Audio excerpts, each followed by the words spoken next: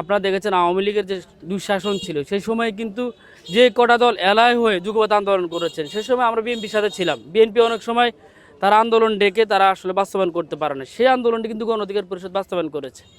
যুগপৎ আন্দোলন থেকে গড়ে ওঠা রাজপথ থেকে একটা বিএনপির সাথে আমাদের একটা সুন্দর সম্পর্ক, সেই সম্পর্ক জায়গা থেকে বিএনপির সাথে আমাদের একটা সিদ্ধান্ত হয়েছে যে আমাদের যে বিভিন্নুল হক নূর আছেন এবং রাশেদ খান আছেন, এই দুই আসনে তারা প্রার্থী দিবেন না এবং আমাদের আরও দুটি আসন আছে সেই দুটি আসনও তারা কনসিডার করবেন।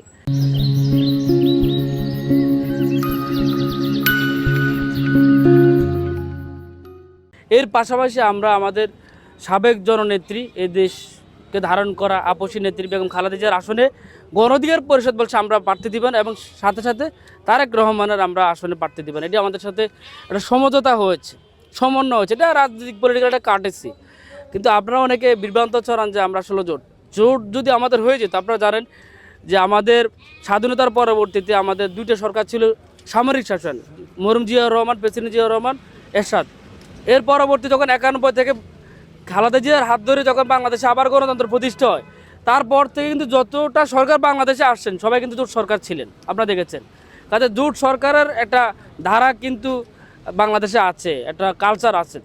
সেই জায়গা থেকে আমরা আসলে যদি আমরা জোটে চলে যেতাম সরাসরি, যে আজকে আমার এখানে প্রার্থিতা বা আমরা এখন 104 আসন থেকে আমরা প্রতিদ্বন্দ্বিতা করছি গণ অধিকার পরিষদ, সেটি থাকতো না। আপনারা জানেন জোট হলে আমরা আসন সমঝোতা করে চলে যেতাম।